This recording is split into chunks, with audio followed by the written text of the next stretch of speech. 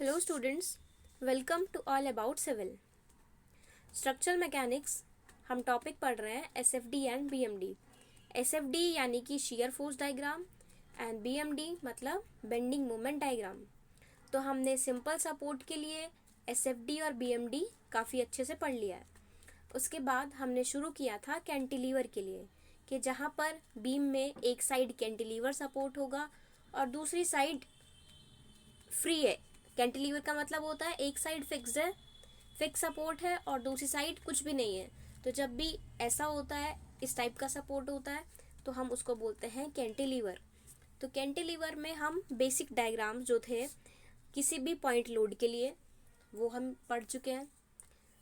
उसके बाद हमने पढ़ लिया था कि हम यूडीएल यूनिफॉर्मली डिस्ट्रीब्यूटेड लोड के लिए एसएफडी और बीएमडी किस टाइप से बनाते हैं। थर्ड है हमारे पास यूनिफॉर्मली वेरिंग लोड। अब तीन टाइप के हमने लोड पढ़े थे। पॉइंट लोड, जिसमें कि पूरा का पूरा लोड सिर्फ एक ही पॉइंट पर लग रहा था इकट्ठा होके, इसको हम बोल रहे थे पॉइंट लोड। दूसरा हमने पढ़ा था यूडीएल। यूडीएल यानी कि यूनिफॉर्मली डिस्ट्रीब्यूटेड लोड। इस कंडीशन में क्या होता है, पूरी लेंथ पर इक्वल लोड लगता है। जैसे एक कॉर्नर पर 5 किलो न्यूटन का लोड लग रहा है तो सेंटर पर भी 5 किलो न्यूटन, कॉर्नर पर भी 5 किलो न्यूटन। यानी कि आप किसी भी पॉइंट पर रेंडमली चले जाओ चेक करने, लोड होगा 5 किलो न्यूटन। अगर इस तरीके की लोडिंग है कि हर पॉइंट पर सेम लोड है तो हम उसको बोलते हैं यूडीएल, यूनिफॉर्मली डिस्ट्रीब्यूटेड लोड। और अगर तीसरा केस जो हम पढ़ने वाले हैं, तीसरा केस है यूवीएल। यूवीएल मतलब यूनिफॉर्मली वेरिंग लोड। वेरिंग का मतलब होता है VARY। वेरी का मतलब होता है चेंज होना। एक होता है वेरी, VERY मतलब बहुत ज़्यादा, और यहाँ पर वेरी VARY मतलब चेंज होना। तो यूनिफॉर्मली वेरिंग लोड इसका मतलब है जो कि लोड धीरे धीरे चेंज हो रहा है, उसको हम बोलते हैं यूनिफॉर्मली वेरिंग लोड। जो लोड डिस्टेंस के साथ धीरे धीरे चेंज हो रहा है तो उसको बोल रहे हैं हम यूनिफॉर्मली वेरिंग लोड। तो हम यहाँ पर केस पढ़ रहे हैं कि कैंटिलीवर बीम है, एक साइड फिक्स सपोर्ट है और दूसरी साइड कोई भी सपोर्ट नहीं है, तो ये कैंटिलीवर बीम हुआ। और इस पर जब हमने यूवीएल लगाया, यूनिफॉर्मली वेरिंग लोड। अब सिर्फ आप सबसे पहले फर्स्ट डायग्राम देखो, तो फर्स्ट डायग्राम में आपको दिख रहा होगा कि जो ए सपोर्ट है वो फिक्स्ड है। यानी कि जो ए पॉइंट है वहाँ पर ना तो मूवमेंट अलाउड है ना ही रोटेशन अलाउड है। यानी कि रोटेट भी नहीं हो सकता है, घूम भी नहीं सकता है और आगे पीछे या साइड में भी मोशन नहीं किया जा सकता। तो जब इस टाइप से कोई सपोर्ट हो जो कि बेंडिंग को भी रोक दे और मूवमेंट को भी रोक दे तो उसको हम बोलते हैं फिक्स सपोर्ट। तो यहाँ पर ए साइड पर फिक्स सपोर्ट है और राइट कॉर्नर जो आप देख रहे हैं बी, वहाँ पर कोई सपोर्ट नहीं है। बात हो गई सपोर्ट्स की क्लियर। नेक्स्ट हम देख रहे हैं सेम डायग्राम में ही, पहले डायग्राम में हम देख रहे हैं कि इस पर जो लोडिंग है वो ट्राइंगल शेप में है, त्रिभुज इस शेप में लोडिंग हो रही है। अब जो ए पॉइंट है वहाँ पर ट्राइंगल की हाइट ज़्यादा है और ए से जैसे जैसे हम बी की तरफ जाते रहेंगे तो ट्राइंगल की हाइट धीरे धीरे धीरे धीरे कम हो रही है। तो हमें समझ में आ रहा है। अब ये जो एरो बने होते हैं, एरो से मतलब होता है लोड का, यानी कि लोड अब धीरे धीरे चेंज हो रहा है, ट्राइंगल बन रहा है तो ए पॉइंट पर लोड सबसे ज़्यादा है और जैसे जैसे हम बी की तरफ जाते रहेंगे वैसे वैसे लोड कम होता रहेगा और चेंज होता रहेगा। तो यहाँ पर ए से लेकर बी तक जैसे जैसे हम गए वैसे वैसे लोड चेंज हुआ है। तो अब देखो लेंथ टोटल है L, यानी कि बीम जो भी है उसकी टोटल लेंथ यहाँ पर है L। W है वेट की इंटेंसिटी, मीन्स मैक्सिमम वेट जो लग रहा है वो है W, और लेंथ के साथ साथ वो धीरे धीरे बदल रहा है। जैसे बी जो किनारा है बी पर लोड 0 है और जैसे जैसे हम बी से ए की तरफ गए वैसे वैसे लोड यहाँ पर बढ़ता जा रहा था।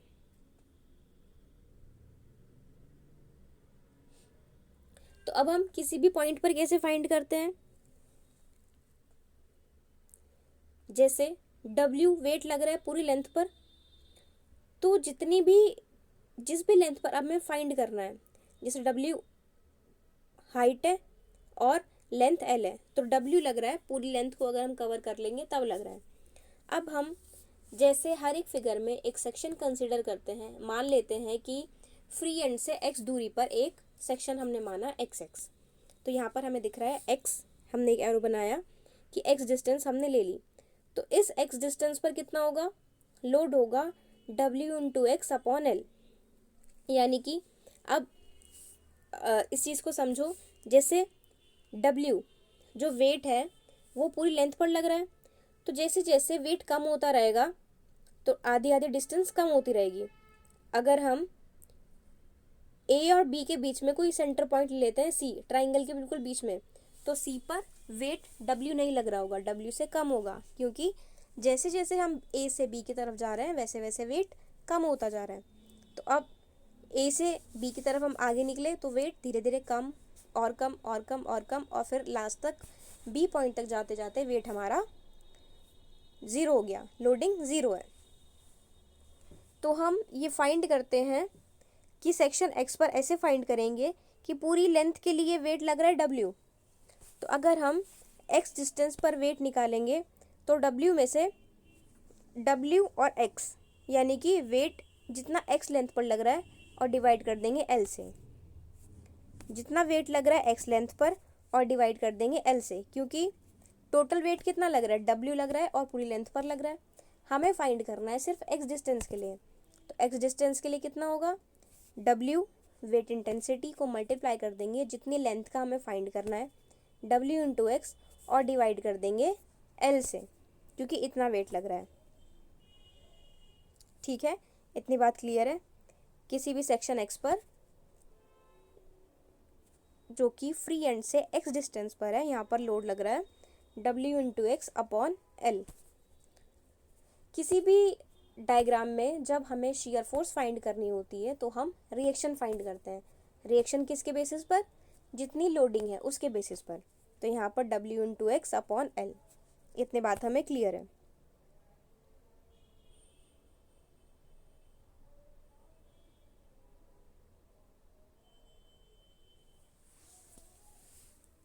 अब देखो हम इसमें शियर फोर्स डायग्राम और बेंडिंग मोमेंट डायग्राम देखेंगे अभी। इससे पहले डिस्कस कर लेते हैं कि शियर फोर्स और बेंडिंग मोमेंट को हमने फाइंड यहाँ पर कैसे किया है। तो shear force, consider a section XX at a distance X from the free and, यानी कि जो फ्री एंड है B, वहाँ से हमने एक XX सेक्शन लिया X दूरी पर। ठीक है, हमने XX सेक्शन मान लिया। Let FX and MX be the shear force and bending moment, हमने मान लिया कि जो FX है वो शियर फोर्स है और जो MX है वो है बेंडिंग मोमेंट किसी भी सेक्शन XX पर। Now let us determine the rate of loading at the section XX। अब हम फाइंड करेंगे कि जो लोड लग रहा है उसका रेट क्या है, यानी कि किस दर से, किस स्पीड से लोड लग रहा है। The rate of loading is 0 at the free and. अब जो आपको फ्री एंड दिख रहा है वहाँ पर कोई भी वेट नहीं है। इतनी बात हमें समझ में आई कि जो फ्री एंड है वहाँ पर कोई भी वेट नहीं है। And gradually increases to W newton per metre. अब जैसे जैसे हम आगे बढ़ते गए बी से लेकर A की तरफ, तो वैसे वैसे लोडिंग इंक्रीज होती गई और हम कहाँ पहुँच गए, W, यानी कि मैक्सिमम लोड लग रहा है W पूरी लेंथ पर, W newton per metre at the fixed end पर ये वेट लग रहा है। This means that the total load W into x, अब टोटल लोड कितना होगा, W इंटू एक्स, यानी कि W टोटल लोड है और X डिस्टेंस पर लग रहा है तो W into x is acting on the beam at the centre of gravity of the loading. अब जहाँ पर लोड का सेंटर ऑफ ग्रेविटी है उससे X डिस्टेंस हम फाइंड कर रहे हैं, तो वहाँ पर total load W into x लग रहा होगा। Therefore, the shear force at the section XX is given by W into x upon L। ये हमने देख लिया है कि W इंटू एक्स वेट जो इंटेंसिटी थी वेट की, किस दर से वेट लग रहा था, तो W into x upon L XX section पर वेट था, तो यहाँ पर शेयर फोर्स भी W into x upon L आई। और ये पर यूनिट लेंथ है, हर एक यूनिट लेंथ के लिए। This quantity is shown in the load diagram. अब ये लोड डायग्राम में हमने देख रखा है। The shear force at the section x6 is given by, अब हम शियर फोर्स x6 पर कैसे फाइंड कर रहे हैं, Fx is equals to total load acting on the cantilever beam, यानी कि Fx क्या होगा, जितना भी लोड कैंटिलीवर बीम पर लग रहा है सेक्शन x6 पर। सेक्शन x6 क्या है, हमने एक डिस्टेंस ली है फ्री एंड से, from the free end which will be equal to the area of triangle B X C. अब ये लोड कितना होगा, जितना ये शेयर फोर्स कितनी होगी, जितना इस ट्राइंगल का एरिया होगा। जैसे Fx is equals to, triangle का एरिया क्या होता है, half into base into height, ठीक है, half into base into height होता है ट्राइंगल का एरिया। तो यहाँ पर देखो x डिस्टेंस पर अगर हम बात करें, सबसे पहली फिगर में राइट साइड देखो B जो पॉइंट है, तो इस ट्राइंगल का एरिया कितना होगा, जितना एरिया होगा उतना उसका शियर फोर्स होगा।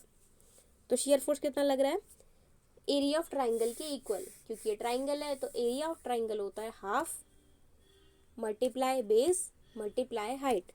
तो हाफ, तो हाइट हाफ वैसे ही आ गया। बेस कितना है, हमने वैल्यू मानी है x, ठीक, x की वैल्यू आ गई। और हाइट कितनी है ट्राइंगल की, half into base into height, height है ट्राइंगल की WX अपॉन L, क्योंकि यहाँ से हमने वेट फाइंड किया है, टोटल में वेट W लग रहा था, और जिस पॉइंट पर हम फाइंड कर रहे हैं x पॉइंट पर, यहाँ पर हमारा वेट लग रहा है W into x upon L।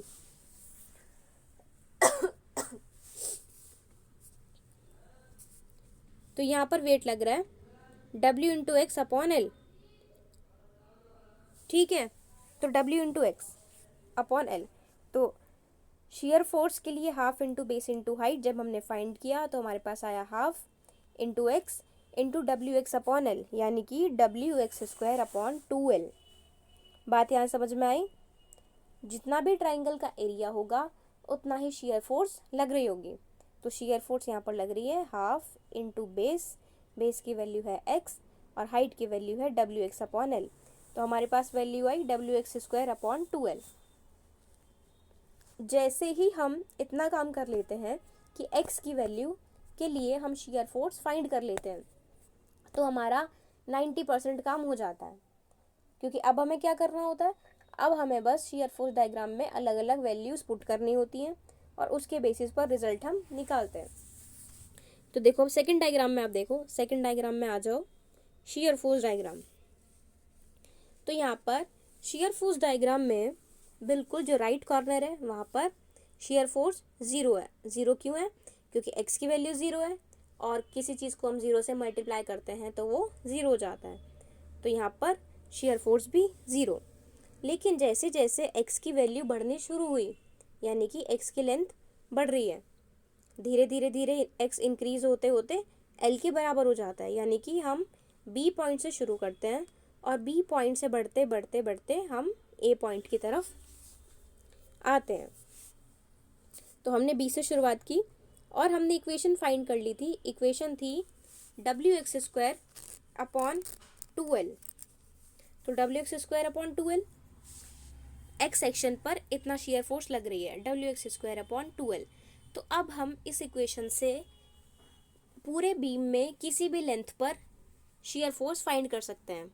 अगर हमें दे दें कि B से 2 मीटर पर आप शेयर फोर्स फाइंड करो, तो हम क्या काम करेंगे, हम x की वैल्यू 2 पुट कर देंगे, x की वैल्यू 2 डाली इक्वेशन में और W की वैल्यू क्वेश्चन में पहले से ही दे रखी होगी, लेंथ भी क्वेश्चन में दे रखी होगी, तो हम यहाँ से शेयर फोर्स आराम से फाइंड कर लेंगे। तो यहाँ से WX स्क्वायर बाय 2L में वैल्यू पुट की और 2 मीटर पर निकाल ली। नेक्स्ट हमसे पूछा गया कि 5 मीटर पर भी बता दो कि क्या शेयर फोर्स आएगी। तो हमने 5 मीटर के लिए भी W की वैल्यू हमारे पास पहले से थी क्वेश्चन में, x की वैल्यू अब हम पुट कर देंगे 5, x की वैल्यू 5 पुट कर दी और अपॉन 2L, L है लेंथ जो कि क्वेश्चन में पहले से ही गिवन होगी। तो अब हम 5 मीटर पर भी ये शेयर फोर्स फाइंड कर सकते हैं।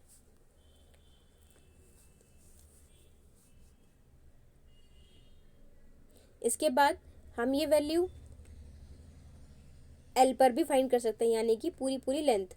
तो अब जब हम एक्स की जगह एल पुट कर देंगे तो आ जाएगा WL² अपॉन 2L। तो एक एल से एक एल कैंसिल हो गया, तो वैल्यू क्या आई, WL/2, WL/2। अब इस चीज़ को हम ट्राइंगल के एरिया से भी क्रॉस चेक कर सकते हैं। ये कैसे क्रॉस चेक करेंगे, हमने बताया था कि शियर फोर्स इक्वल होगी जितना भी एरिया होगा डायग्राम में लोड का। तो यहाँ पर अगर हम ए पॉइंट पर बात कर रहे हैं तो ए पॉइंट पर हमारे पास ट्राइंगल का एरिया हो जाएगा half into base into height. तो हाफ बेस कितना है यहाँ पर, सबसे पहले डायग्राम में अगर हम पूरे ट्राइंगल की बात कर रहे हैं यानी कि ए पॉइंट पर हमें शियर फोर्स फाइंड करना है, तो यहाँ पर वैल्यू हो जाएगी half into L into W. तो देखो बिल्कुल सेम बात है, WL/2। ये आई हमारी शियर फोर्स की वैल्यू ए पॉइंट पर।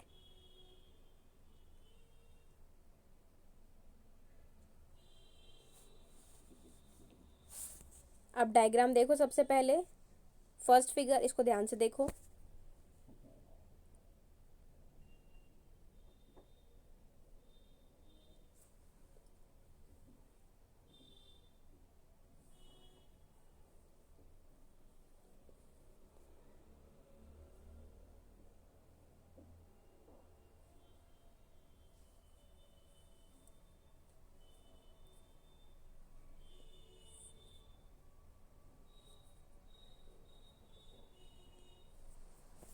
इसके बाद शियर फोर्स के लिए जितनी भी एक्सप्लेनेशन है, इस एक्सप्लेनेशन को आप रीड कर लो।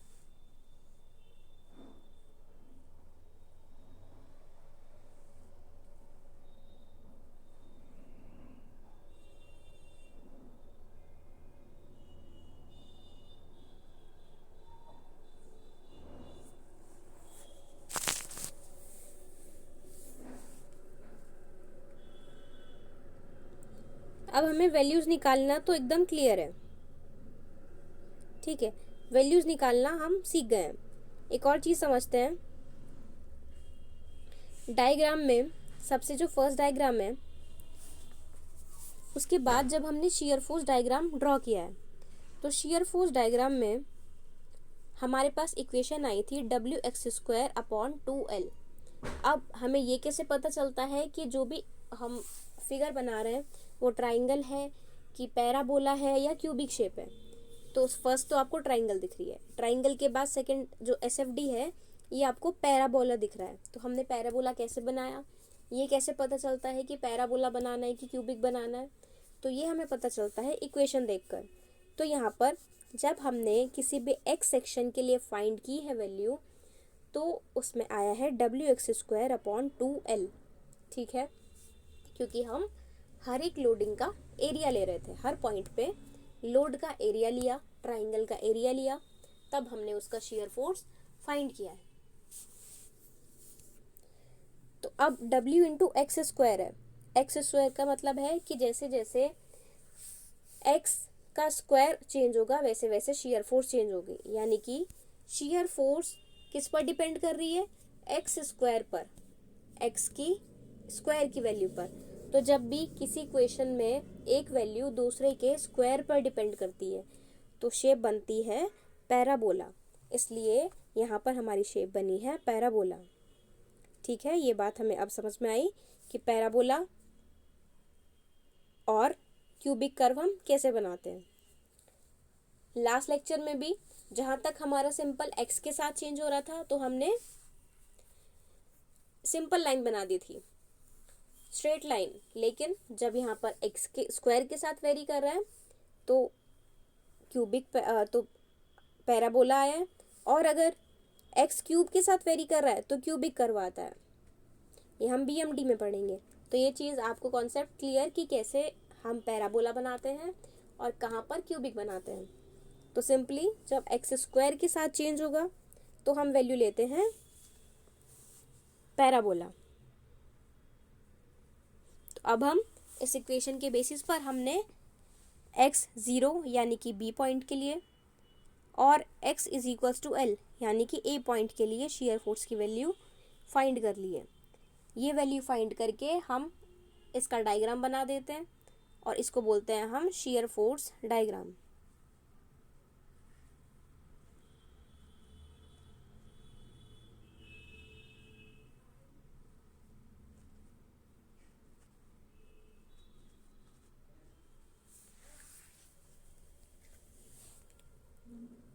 शेयर फोर्स डायग्राम का आपने स्क्रीनशॉट ले लिया होगा जो इसकी एक्सप्लेनेशन दे रखी है। तो एक्सप्लेनेशन आपने पढ़ ली होगी और इसका स्क्रीनशॉट भी ले लेना। बाकी सिंपल कैलकुलेशन ही है, जो मैंने आपको समझाया है बिल्कुल वही चीज़ यहाँ पर लिखी है।